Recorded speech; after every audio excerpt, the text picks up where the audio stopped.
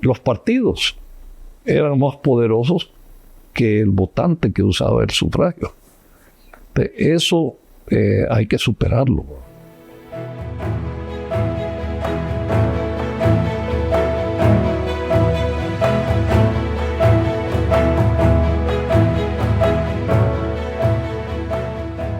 Bueno, la monarquía propone descentralizar el poder político y fortalecer el municipalismo. Eso que le estoy diciendo. También habla usted sobre, por ejemplo, una asamblea de alcaldes, Sí. como paralela a la asamblea de diputados. Sí, ¿Cómo pero funciona? fíjese que ahí hay que aclarar el error de Montesquieu. Montesquieu era un pensador francés que vivió en la época de Luis XIV. Aquel rey que dijo, el Estado soy yo, y le llamaban el rey solo. O sea, era un absolutismo. Entonces Montesquieu, que era un conde, un noble, escribe del espíritu de las leyes. Entonces ahí él divide el poder que él llamó potestades en tres, que eran ejecutivo, legislativo y judicial. Pero en realidad son más. Y cuando usted se mete a la democracia que aquí tenemos, la imperial, se da cuenta que los poderes no son eso. Las potestades que dijo Montesquieu fueron rebasadas por los poderes fácticos, que eran los maletines negros, ¿verdad? Y otras tonteras que hicieron. Los partidos eran más poderosos que el votante que usaba el sufragio. Eso hay que superarlo.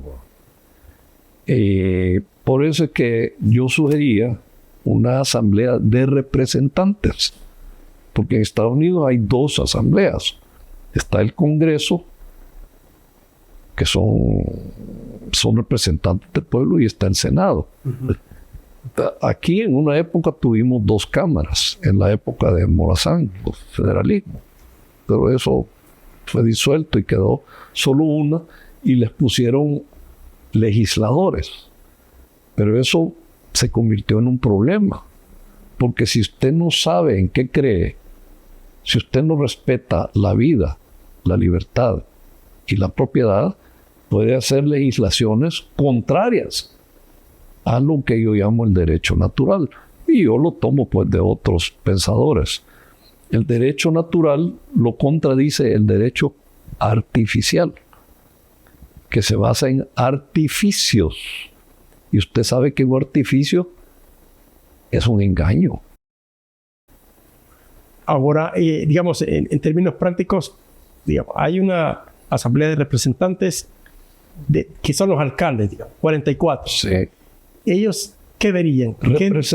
Llegan ahí a representar los intereses de su municipio, de su pequeña o gran comunidad. Un tema, por ejemplo, común que los alcaldes podrían... Bueno, hay temas que son locales, por ejemplo, que la calle no está pavimentada, o que los drenajes, por ejemplo, lo que decíamos de Metapán, que eso se puede arreglar a nivel local. Pero hay temas que son centrales, que son inevitables. Por ejemplo, el transporte, digamos. O una peste como la que tuvimos, ¿verdad? Que eso hay que atenderlo a nivel nacional. El transporte, como usted dice, las comunicaciones. Para mí fue un error haber privatizado Antel, porque las compañías que tomaron el papel de Antel siguen abusando de nosotros. Bueno, antes era peor.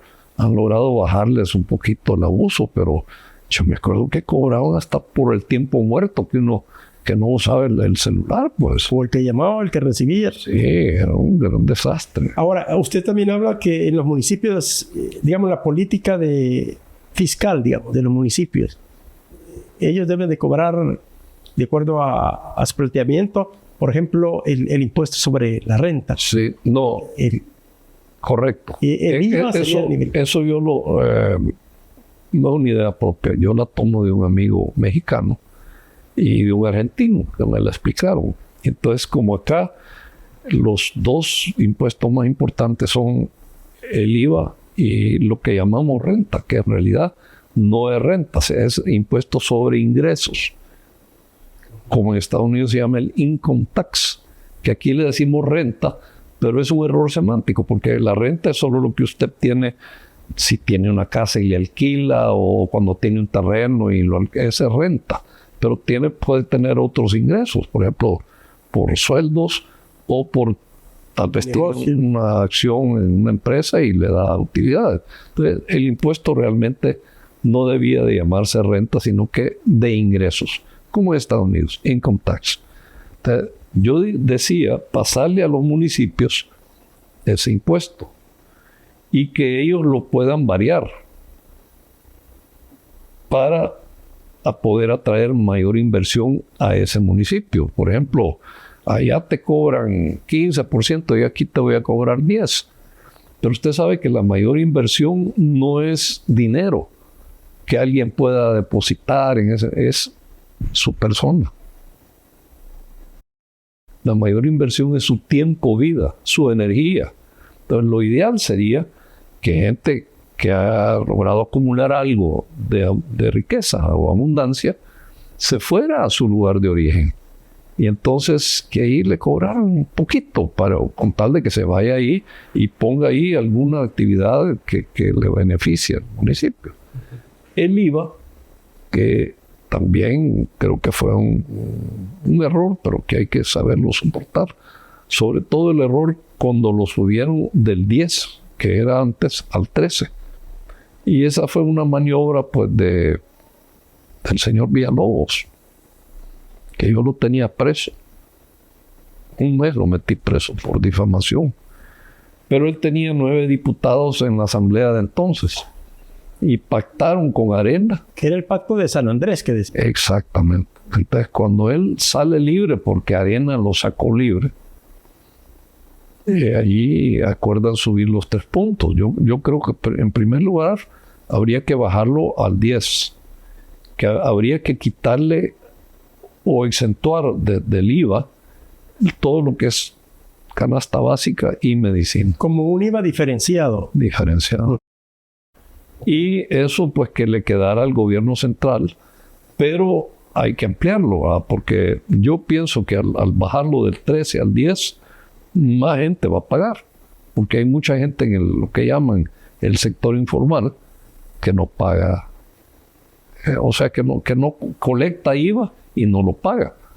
Pero creo que sí hay que ampliarlo para que el gobierno central pueda pagar pues la Fuerza Armada, la policía, que yo creo que hay que devolverle a los municipios facultades que perdieron en el pasado y que los CAMS, o sea, las policías municipales, vuelvan a tener más facultades. Esa sería, digamos, como la tendencia, que los cuerpos de agentes metropolitanos vayan retomando, digamos, las competencias que actualmente la Policía Nacional Civil tiene. Eso podría Así es. ser en el y de futuro. preferencia que los policías municipales Serían federales. sean de ahí, de locales. Y la Policía Nacional Civil que sea Siempre tiene que existir, ¿verdad? Pero no tan grande. con otras competencias. Sí, con otras competencias. Bien, vamos a hacer una nueva pausa. Ya regresamos a través de ITV El Salvador. Y casi ya llegamos al final. Tal vez nos podría comentar sobre qué contienen los 2 libros que usted ha escrito. Este fue escrito hace unos 3 años y es un recuento de parte. ¿Cómo se llama este? Se llama Solo Soy Humano. Y el símbolo que aparece acá, que es el hombre de Vitruvio, es símbolo del humanismo o del renacimiento, ¿verdad? Y el resto del libro es una colección de artículos que aparecieron entre el 2015 y el 2018 en Colatino. Esa serie de artículos, que son bastantes, aquí están más elaborados en este otro libro que se llama De Marquilla. Y por supuesto, como esto ya tiene más de un año, yo he seguido pensando y he seguido elaborando conceptos que no estaban acá, como por ejemplo el del crédito, porque yo en este libro de Marquilla hago unas propuestas como por ejemplo adoptar el Código de Noé, que tiene 7 puntos, ¿verdad?, que aparece en Éxodo. Es bien bonito el Código de Noé. También cito aquí una cosa que hicieron en Indonesia, que se llama la Pancasila, que tiene 5 puntos nada más. Pero el problema en Indonesia es que vinieron los gringos y votaron al gobierno que hizo eso. Y pusieron otro a su gusto.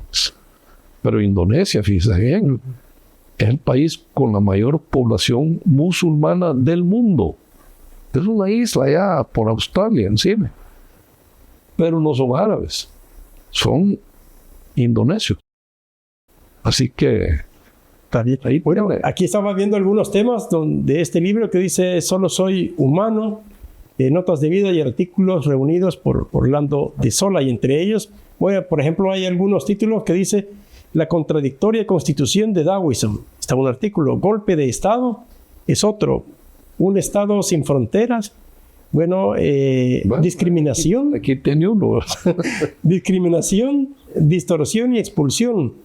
Lo que El Salvador necesita, público-privado, y así hay una serie de artículos que, bueno, han cobrado bastante actualidad también, a pesar de que fueron escritos hace varios años. Sí, me alegro de que me invitó. Gracias por su participación y también por contribuir a dar, digamos, más ideas, más luz, más temas, ¿verdad?, que analizar y aportar para el desarrollo del país. Muchas gracias. Bien, gracias. Gracias a usted, amigo televidente, también, y les invitamos a otro programa de ITV El Salvador.